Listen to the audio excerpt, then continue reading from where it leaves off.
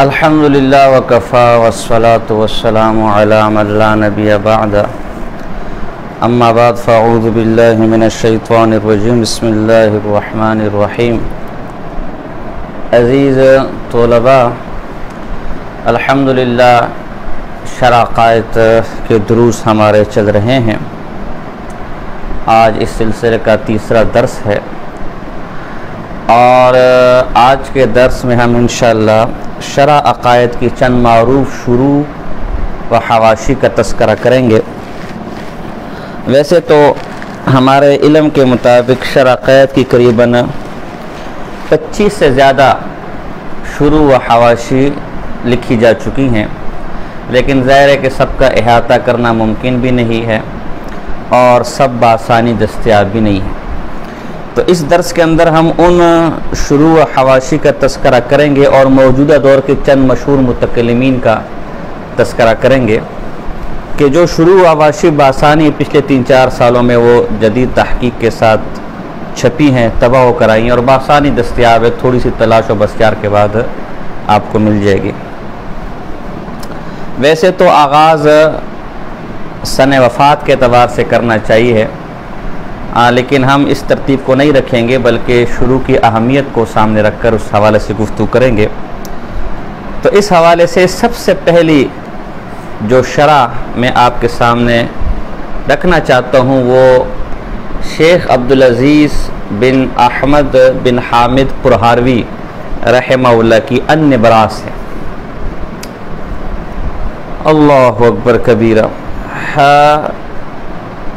اگر میں یہ کہوں، چونکہ ظاہر طالب علم آدمی ہوں، مطالعہ کا نقص ہو سکتا ہے، کہ شرع عقائد کا حق کما حقہ آج تک امت ادا نہ کر سکی تو شاید بے جا نہ ہو، لیکن نبراس ایسی شرع ہے کہ جس کے بارے میں ہم کہہ سکتے ہیں کہ اگرچہ کتاب کا کما حق ادا تو اب تک نہ ہو سکا، لیکن بہرحال علماء نے اس کتاب کو ایسے بالکل بے آسرا بھی نہیں چھوڑا۔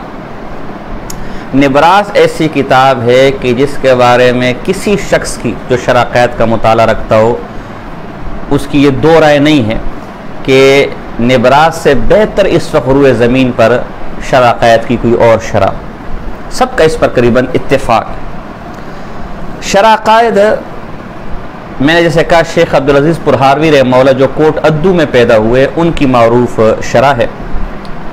افسوس کے ساتھ کہنا پڑتا ہے کہ نہ تو ان کی تاریخ پیدائش اور نہ تاریخ وفات ہم تک تفصیل کے ساتھ پہنچی، بس مختصر نزہۃ الخواطر کے اندر شیخ عبدالحی نے اور پھر بغیۃ الکامل کے اندر شیخ موسیٰ روحانی بازی رحمہ اللہ نے جو کچھ کہا ہے وہی ہم تک پہنچا ہے۔ 33 سال کی عمر میں ان کی وفات ہوئی۔ 270 سے زائد علوم کے یہ ماہر تھے، جاننے والے تھے، اور کئی علوم ان کے ساتھ ہی زیر زمین دفن ہو کر ختم ہو گئے۔ اللہ اکبر، عجیب و غریب آدمی تھے۔ شیخ موسیٰ روحانی بازی رحمہ اللہ نے بغیۃ الکامل کے اندر ان کا ان کے دور کے ایک معقولی کا مناظرہ نقل کیا ہے کہ ان معقولی نے ان کو 10 سوالات بھیجے کہ ان کے جوابات دو، اور شیخ نے ان سوالات کے سطحی ہونے کی بنا پر انہیں درخواہ تناہ نہ سمجھا۔ تو طلباء تو پھر طلباء ہوتے ہیں، اساتذہ مختلف ذہن کے اساتذہ جب ہوتے تو ان کے طلباء بھی آپس میں ان کی نوک چونک لگی رہتی ہے، ہر آدمی چاہتے ہے کہ میرے استاذ کا نام ہو۔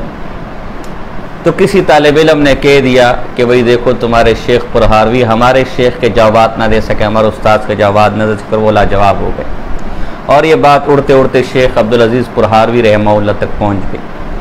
تو انہوں نے نہ صرف ان سوالات کے جوابات دیے جو اس کتاب میں منقول بھی ہے، بلکہ مزید 10 ایسے ارادات قائم کیے شیخ پر اور کہا کہ قیامت تک تیرے پاس موقع ہے اور تو ان کا جواب دے دے، لیکن تو نہیں دے سکے گا، اور وہ آج تک وہ سوالات لاجواب ہے۔ اور عجیب بات کہوں، شیخ پرہاروی نے اس میں کہا کہ تو یہ سمجھتا ہے کہ مجھے تیرے سوالات کا جوابات نہیں آتے، اللہ کی قسم یہ سوالات اس سطح کی نہیں تھے کہ میرے جیسا آدمی جواب دے۔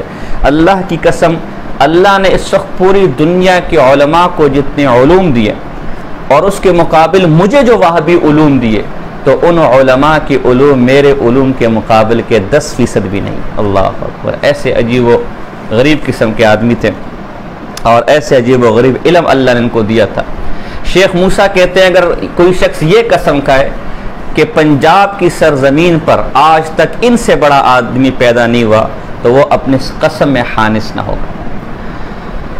ان کے ارد گرد چونکہ تشیع کا شیوع تھا اور ان کی کتابیں بھی نہیں چھپی، آج تک ان بہت سی کتابیں ان کی بس یوں سمجھے مخطوطے ہی ہیں یا لوگوں کے پاس نوادرات ہیں، تو اس لیے ان کی کتابیں زیادہ ہم تک پہنچ بھی نہ سکے۔ عبدالحی لکھنوی کے زمانے کے آدمی تھے اور شیعہ ہی کے جادو کے اثر سے ان کے انتقال ہوا۔ آخر عمر میں جب انتقال کے قریب تھے تو کہا کہ مجھے اب پتہ چلا کہ مجھ پر جادو ہے، مجھے اللہ نے یہ علم بھی دیا، اگر مجھے پہلے معلوم ہوتا تو میں اپنے جادو کا توڑ خود کر لیتا، لیکن چونکہ اب یہ جادو پورے جسم میں سرایت کر چکا ہے تو اب اس کا توڑ نہیں ہے۔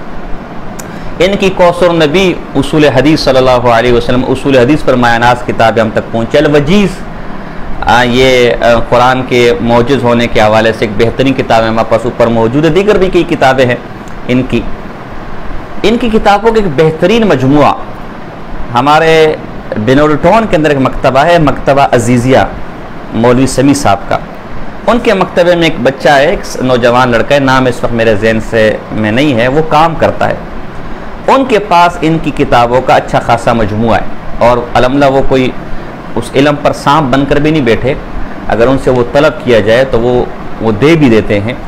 تو اس مکتبے سے ویسے ہی رابطے میں رہنا چاہیے۔ مکتبہ عزیزیہ اس حوالے سے ہمیں بہت پسند ہے کہ پورے پاکستان میں بشرطے کہ کتاب کا وجود ہو، وہ کتاب چھپی ہو، تو آپ اگر ان کو کہیں گے تو پورے پاکستان سے کہیں نہ کہیں سے وہ کتاب ڈھونڈ کر آپ کو نکال کر دے دیں گے۔ اور اگر کتاب نہ ہو، اس کا کوئی کمپیوٹر کا نسخہ ہو، جیسے آج کل کمپیوٹر پہ ہر قسم کی کتاب مل جاتی ہے، تو باقاعدہ اسے کمپیوٹر سے بھی کتابی صورت میں نکال کر وہ آپ کو مہیا کرتے ہیں۔ تو اگر ان کی کتب چاہیے تو اس مکتبے پر وہ جو صاحب بچہ ہے آپ ان سے معلوم کریں گے، انشاءاللہ وہاں سے اچھی خاصی معلومات آپ کو ان کے حوالے سے مل جائے گی۔ تو نبراس کی چند خصوصیات یہ ہیں، ویسے تو بہت لمبا چوڑا اس کے لیے وقت چاہیے، لیکن چند خصوصیات یہ کہ ایک تو شارع عقائد نے جو فلسفیانہ منطقیانہ مباحث اور اصطلاحات استعمال کیے ان کی وضاحت کرتے ہیں، رجال پر بحث کرتے ہیں، کہیں کسی کا تذکرہ ہے اس کی سن وفات اور سن پیدائش کا ذکر کرتے ہیں، مختصر حالات ذکر کرتے ہیں، اور ضبط کا اہتمام رکھتے ہیں، ضبط اعراب کا کہ بھئی کوئی کسی نام کے اندر کوئی لفظ ہے تو وہ لفظ کن اعراب کے ساتھ کس طرح پڑھا جائے گا اس کا اہتمام کرتے ہیں۔ قرآن و سنت کی نصوص کا اہتمام کرتے ہیں کہ مسئلے کے لیے قرآن و سنت کی نصوص لے کر آتے ہیں، اور فلاسفہ اور مناطقہ کی اغلوطات پر زبردست قسم کا جو ہے وہ رد کرتے ہیں۔ اس طرح بعض جگہ شارع عقائد سے بھی اختلاف کرتے ہیں، کئی کہ ان کو چوٹے کرتے، خاص کر یزید کے مسئلے پر وہ کافی ناراض نظر آتے ہیں شارع عقائد سے، ان کے موقف سے، چونکہ ظاہر ہے کہ میں نے کہا نا کہ ان کے ارد گرد تشیع کا عروج تھا، تو ظاہر سی بات ہے کہ ایسے موقف سے، اگرچہ وہ بھی اہل سنت کے خلاف موقف نہیں ہے، لیکن ایسے موقف سے شاید ان کو پریشانی ہوتی۔ انشاءاللہ جب یہ موقع آئے گا تو ہم اس پر وضاحت کریں گے۔ فرقہ باطلہ کا رد کرتے ہیں مختصر پر اثر انداز میں جو ہے، اور اس کے علاوہ بھی دیگر کئی اہم چیزیں۔ بہرحال یہ میں کہہ سکتا ہوں کہ شرع عقائد جس نے پڑھنی ہے وہ اس نبراس کے بغیر اس کا سمجھنا اس کو ذرا مشکل اور کافی جو ہے پریشانی لائق ہوگی۔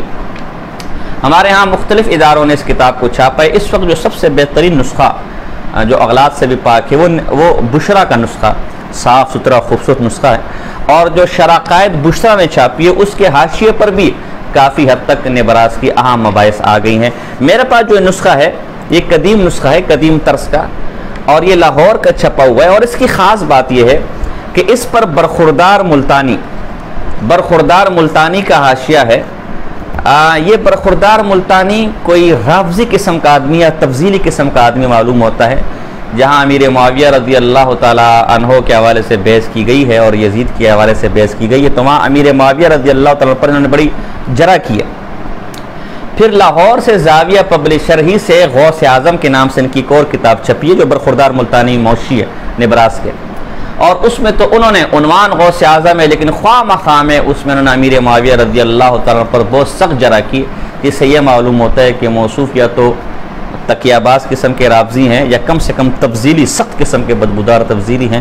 تو یہ حاشیہ بھی جو میرے پاس نسخہ، یہ حاشیہ بھی کوئی یعنی ایسا بے فضول حاشیہ نہیں، قیمتی حاشیہ ہے، اس کو بھی زیر مطالعہ رکھنا چاہیے، لیکن یہ میں نے تنبیہ اس لیے کر دی کہ اگر ایسے موقع پر آپ کو کہیں لگے کہ اہل سنت کا موقف سیٹ کر انہوں نے مسئلہ بیان کیا تو اس کی وجہ یہ ہے۔ تو ایک نبراس، ایک بہترین شرح اس حوالے سے شرح قید کی ہے جو آپ کے پاس ہونی چاہیے۔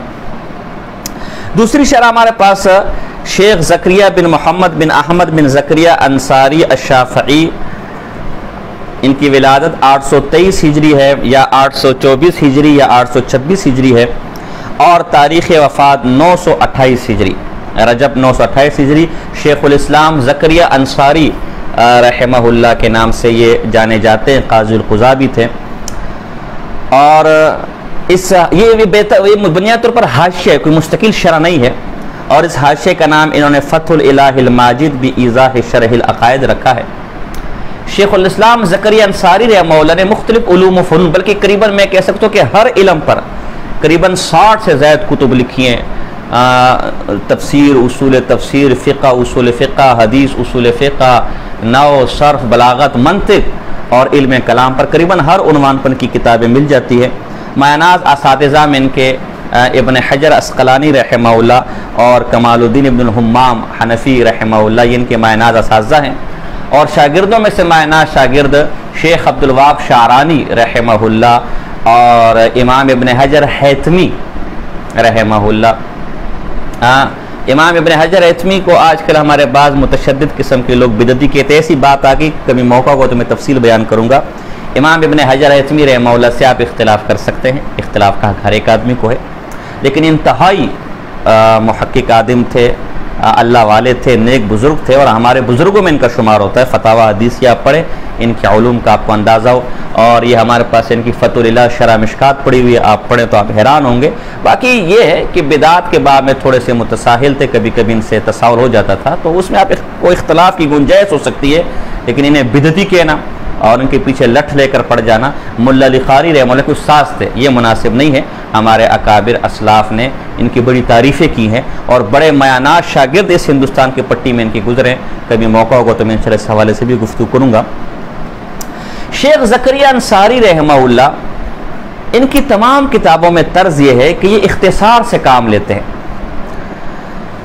اور اختصار کو پیش نظر رکھتے ہیں، تو اسی اختصار کو انہوں نے اپنی اس کتاب کے اندر بھی پیش نظر رکھا ہے، بہت تفصیل کے ساتھ۔ چونکہ حاشیہ ہے، ہم اس کو تعلیقات کہہ سکتے ہیں، بہت تفصیل کے ساتھ گفتگو نہیں کی، بلکہ یوں کہ جو عام چیزیں تھیں، مثلا کہیں اصطلاحات کی وضاحت ہو تو ان اصطلاحات کی وضاحت کرتے ہیں، کہیں قرآن و سنت کے نصوص سے استدلال کرنا پڑے تو وہاں استدلال کرتے ہیں، کہیں کوئی مغلق اور مبہم بات ہو تو اس مغلق اور مبہم بات کو انتہائی آسان الفاظ کے اندر اس کی وضاحت کرتے ہیں۔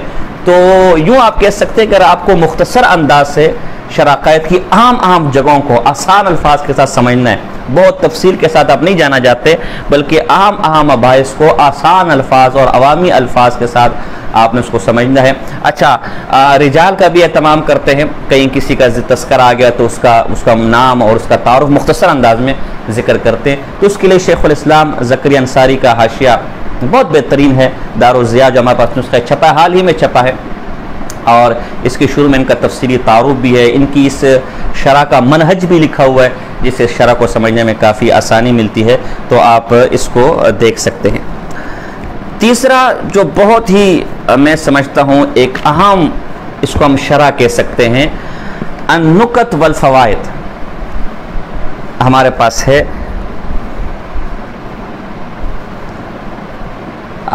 جو کہ امام برہان الدین ابراہیم بن عمر البخاری رحمہ اللہ متوفی 885 ہجری کی ہے۔ امام بخاری اپنے وقت کے مایاناز عالم تھے، اور امام سبکی رحمہ اللہ کے ہم اثر تھے، اور توحید و سنت کے بہت بڑے دائی تھے۔ بدعات کی رد میں ان کی بڑی مایاناز کتابیں ملتی ہے، بعض چیزوں میں امام سبکی رحمہ اللہ ان کے اختلاف بھی رہا ہے، ایک دوسرے کا رد بھی کیا ہے۔ انہوں نے امام ابن عربی رحمہ اللہ کے کفر پر بھی کتاب لکھی ہے، تنبیہ الغبی الی تکفیر ابن عربی، اور اس کے علاوہ بدعات وغیرہ پر اور توحید پر زبردست اور مایاناز قسم کی ان کی کتابیں ہیں۔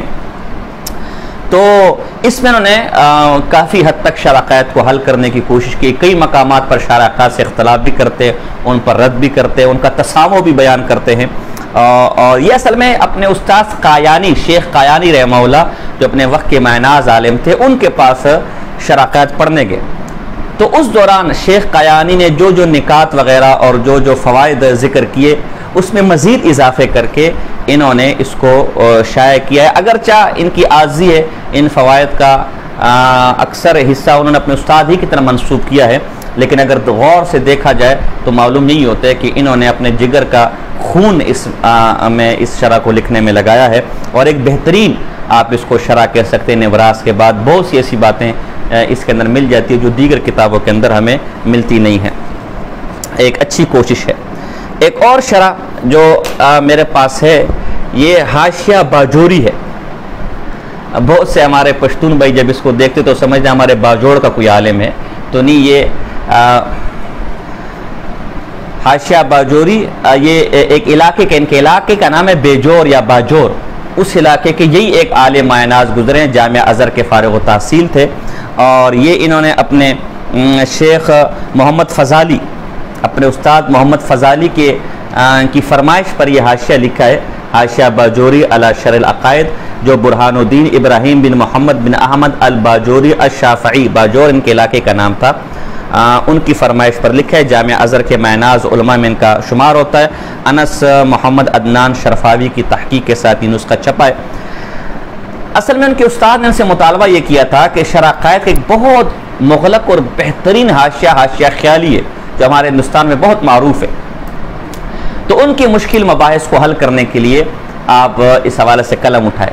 تو اسی کے لیے انہوں نے اسی کو حل کرنے کے لیے یہ قلم اٹھایا اور حاشیہ خیالی اور حاشیہ سیالکوٹی سامنے رکھ کر جو ہے انہوں نے اس شرح عقائد کو حل کرنے کی کوشش کی. اور جگہ جگہ آپ کو خیالی کے حوالے ملیں گے اور جو ہے ان کے اپنے نکات بھی ہیں. تو اگر آپ یہ چاہتے کہ خیالی کا مطالعہ بھی ساتھ میں ہو جائے اور خیالی بھی حل ہو جائے اور مزید بھی کچھ فوائد مجھے ملے شرح عقائد پڑھتے ہوئے، تو یہ حاشیہ باجوری جو شیخ باجوری کا حاشیہ ہے یہ اس حوالے سے ایک بہت بہترین چیز ہے. اور بھی ہمارے پاس شروع ہیں، لیکن چونکہ یہ عام طور پر آسانی سے آج کل مارکیٹ میں دستیاب ہے اور آسانی سے مل جاتی ہیں، اس لیے ہم نے آپ کے سامنے اس کا ذکر کر دیا. تو ان کو اگر آپ لینا چاہیں تو آسانی سے انشاءاللہ مل جائیں گی. چونکہ بیروت کے نسخے ہیں تو 2,000 تک 25، آج کل ویسے بھی مہنگائی ہے، 2,000 2500 میں قریباً آپ کو مل جائے گا. حواشی میں سے جو سب سے معروف حاشیہ اس وقت ہمارے پاس یہاں نہیں مدرسے کے اندر ہے وہ خیالی ہے. لیکن اب کراچی میں خیالی پڑھنے والے تو بالکل بھی نہ رہے اور خیالی پڑھانے والے بھی انگلیوں پر گنے جاتے ہیں. میں جب حاشیہ خیالی لے کر آیا تو ہمارے بابا جی مولانا فضل باری صاحب رحمہ اللہ وہ مدرسے میں لیٹے ہوئے تھے چارپائی پر، دھوپ سینک رہے تھے، سردیوں کا موسم تھا. تو مجھے کہا میاں کیا لے کر آئے ہو؟ تو میں کہتا ان کا انداز تخاطب تھا میاں. تو میں نے کہا حاشیہ خیالی مجھے ملا آج میں لے کر آیا ہوں. تو وہ انہوں نے پڑھی تھی اور پڑھائی بھی تھی، لیا اور جب اس کو پڑھنا شروع کیا تو آنکھوں سے بے اختیار آنسو نکل گئے اور کہا میاں ہمارے طلباء کہ اب وہ صلاحیت نہیں ہے کہ جو ان کو پڑھ سکے، لہٰذا کہیں ان کو نہ پڑھا دینا. میں کہا نہیں، ہمارے طلباء تو شرح عقائد کا موقوع سمجھ لے، بہت بڑی بات ہے، چاہے جائے کہ خیالی وغیرہ سمجھے، یہ میں اپنے شوق و ذوق کے لیے لے کر آؤں. تو خیالی ہو گیا، پھر سیالکوٹی ہو گیا، وہ ذرا مشکل سے ملتا ہے. تو حاشیہ خیالی پر اس کے علاوہ ایک میرے پاس یہ ویسے تو بیروت سے چھپا، پھر پاکستان میں بھی چھپا، المجموعۃ السنیہ ایک مجموعہ ہے شرح عقائد کا. اس میں خاص بات ہے کہ اس پر 3 معناز حاشیے. ایک تو کستلی کا حاشیہ ہے جو مصلح الدین بن محمد کستلانی کے نام سے معروف ہے. رمضان بن محمد جو رمضان افندی کے نام سے معروف ہے، ان کا حاشیہ، اور خیالی کا حاشیہ ہے. تو یہ مجموعہ اگر آپ کو کہیں سے مل جائے، آسانی سے مل جاتا ہے، کراچی کے اندر بریلی حضرات نے اس کو چھاپا ہے، تو بریلی مکتبوں سے آپ کو یہ ملے گا. یا میں نے وہی کہا کہ مکتبہ عزیزیہ اگر آپ لے جائیں تو وہ ان کا بندوبست کر کے دے دے گا. اس کا بیروت والا نسخہ مکتبۃ الحمد کے اندر بھی موجود ہے ہمارے کراچی کے اندر. یہ رمضان افندی جو حاشیہ ہے، ویسے تو شرح کے نام سے شائع ہوئی الگ سے، لیکن یہ حاشیہ ہے بنیادی طور پر، یہ الگ سے بھی یہ رمضان افندی جو ہے وہ شائع ہوا ہے. تو یہ چند جو آسانی سے دستیاب شروع و آواشی شرح عقائد کے، ان کا تذکرہ میں نے آپ کے سامنے کیا. شرح عقائد پڑھتے ہوئے اگر آپ ان کو اپنے سامنے رکھے تو انشاءاللہ بڑا فائدہ ہوگا. مزید بھی ہمارے پاس ہیں، لیکن میں نے کہا وہ چونکہ آسانی سے دستیاب بھی نہیں ہیں اور نایاب ہیں جو ہے، اور مغلق بھی بہت ہیں، تو اس لیے میں نے ان کو ان کا ذکر نہیں کیا. جیسے دوست محمد قنداری کا حاشیہ بھی ہمارے پاس موجود ہے، معروف ہے، لیکن میں نے بہرحال وہ چونکہ دستیاب نہیں ذکر نہیں کیا. دیگر بھی حواشی ہیں، اردو کے اندر بھی ہمارے پاس حواشی موجود ہیں، پشتو میں بھی حواشی موجود ہیں، لیکن میرے خیال میں سے ان کو ذکر کرنے کی ضرورت نہیں ہے، اور نہ وہ اس حیثیت کی ہیں کہ ان کا ذکر کیا جائے. تو یہ تو چند شروع اور حواشی تھی کہ شرح عقائد کو پڑھتے ہوئے ان کا آپ کے سامنے ہونا ضروری ہے. دیگر کے متعلق بھی اگر آپ پوچھنا چاہیں تو درس کے اندر تو ہماری پرچی ہوتی ہے، یہاں میرے خیال سے کمنٹس وغیرہ کی سہولت ہوتی ہے، تو وہاں آپ کر لیں تو ساتھ ہی وہ چیز ہم تک پہنچا دیں. اگر مناسب ہوا تو ہم اگلے دروس میں انشاءاللہ اس کے جوابات بھی دے دیں گے. موجودہ دور کے اہم متکلمین جن کی کتابیں آپ کے پاس ہونا بہت ضروری ہیں اور ان کی تحقیقات آپ کے پاس ہونا بہت ضروری ہے. میں نے علم کلام کی کتب کا تعارف بھی آپ کو کروانا تھا، لیکن ہے کہ چونکہ وقت کم ہے، میں نے کہیں اور جانا ہے، تو اس لیے اگر موقع مجھے ملا تو علم کلام کی کتب کا تعارف انشاءاللہ کسی اور درس میں ہم کریں گے. شیخ سعید فودا دامت برکاتہ العالیہ اس وقت عرب کے بہت بڑے متکلم ہیں، بہت مایاناس متکلم ہیں. 50 کے قریب ان کی کتب علم کلام کے حوالے سے حواشی مستقل کتب اور ان کی تحقیقات کے ساتھ جو ہے وہ شائع ہوئی ہیں. اور شرح الکبیر کے نام سے عقیدہ طحاویہ کی بڑی مایاناس، اور میں یوں کہوں کہ حق ادا کر دیا. اللہ کرم کو شرح عقائد کے حوالے سے بھی توفیق ملے کہ ایسی کوئی شرح لکھے، اور اس کے علاوہ دیگر ام البراہین وغیرہ پر ان کے حواشی ہیں، دیگر کتب ان کی ہے، ان تقاریر ان کی ہے، منطق، فلسفہ، سائنس، علم کلام پہ انتہائی ماہر آدمی ہے. زبان میں تھوڑی نقلت ہے، سنتے ہوئے تھوڑی پریشانی ہوتی ہے، ان کے دروس کو سمجھنے کے لیے تھوڑا غور کرنا پڑتا ہے، لیکن کلام ان کا بڑا فصیح و بلیغ ہے. تو اگر آپ ان کی کتب ذرا مہنگی ہے ان کی، تو اگر ان کی کتب آپ کو ملے تو وہ بہت، یعنی میں کہہ سکتا ہوں بہت قیمتی چیز ہے. ان کی کتب کو آپ جانے مت دے، تھوڑی سی مہنگی ہے. آج کل ان کی بعض اہم کتب ہماری پاکستان میں چھپی ہیں تو مہنگی ان کی کتب ہے، لیکن اگر آپ کو دستیاب اور خریدنے کی طاقت ہو تو کتب ان کی نہ چھوڑیں. باقی دروس وغیرہ ان کے نیٹ پر موجود ہے. دکتور حمزہ بکری یہ بھی ایک علم کلام کے معناز عالم ہے اور شرح عقائد کے مدرس ہیں. میں نے ان کے تمام دروس تو نہیں سنے، لیکن 2-3 دروس سنے، خاص کر صفات متشابہات کے حوالے سے ان کا میں نے درس سنا، اور ان کی بعض تحقیقات کے ساتھ علم کلام پر کتب بھی شائع ہوئی تو میں بڑا اس سے متاثر ہوا. بہت ہی بہترین انداز کے ساتھ اور سہل انداز کے ساتھ وہ شرح عقائد سمجھا رہے ہیں، جس سے اندازہ ہوتا ہے کہ کتاب پر ان کی کافی دسترس اور پکڑ ہے. شیخ انس شرفاوی اس زمانے کے نوجوان بالکل عالم ہے اور علم کلام کے ایک اچھے محقق ہیں، اور آج کل ان کی تحقیقات کے ساتھ بھی کتب شائع ہو رہی ہیں. پاکستان کے اندر میری نظر میں 2 حضرات ایسے ہیں کہ جن کو ہم کہہ سکتے ہیں کہ اس حوالے سے بڑی ان کی محنت ہے. ایک تو متکلم اسلام حضرت مولانا الیاس گھمن صاحب دامت برکاتہ العالیہ. اللہ نے ان کو یہ عجیب ملکہ عطا فرمایا جو سچی بات ہے حضرت جی کو، کہ عقیدے کی مشکل سے مشکل بحث، یعنی یوں سمجھ لیں کہ وہ منطق، وہ فلسفہ، وہ مغلقات جو صرف ماہر علماء کے مجلسوں کے اندر ہوتی تھی اور انہیں صرف علماء اور طلباء کے ذائقے کی چیز کہا جاتا تھا، انہیں عوامی انداز میں پیش کرنے کا جو ملکہ حضرت کو حاصل ہے، میں سمجھتا ہوں شاید پاکستان میں اتنی عوامی زبان کسی اور کے پاس ہو. بعض اوقات وہ اتنی مشکل بات کو ہم بھی ان سے گفتگو کرتے ہیں، اتنی عوامی انداز سے بیان کرتے کہ بندہ حیران ہو جاتا ہے اور بندہ حیرت میں آ جاتے کہ اللہ نے کو کیسا عجیب و غریب ایک صلاحیت دی ہوئی ہے.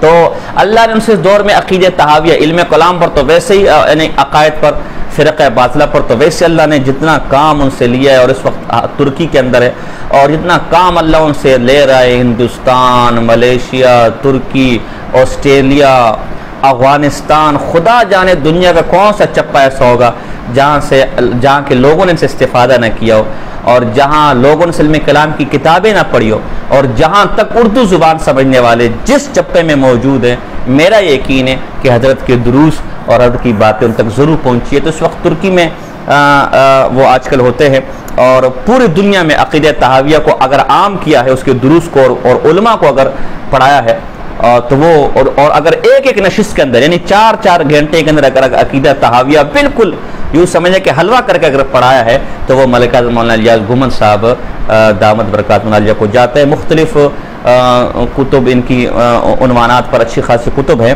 तो हज़रत मौलाना इलियास गुमन साहब दामद बरकातुहु आलिया इनकी तकारीर, इनकी दुरूस, ख़ास कर जो दुरूस और तकारीर है, कुतुब से ज़्यादा दुरूस और तकारीर वो कीमती हैं, वो ज़रूर आप सुने।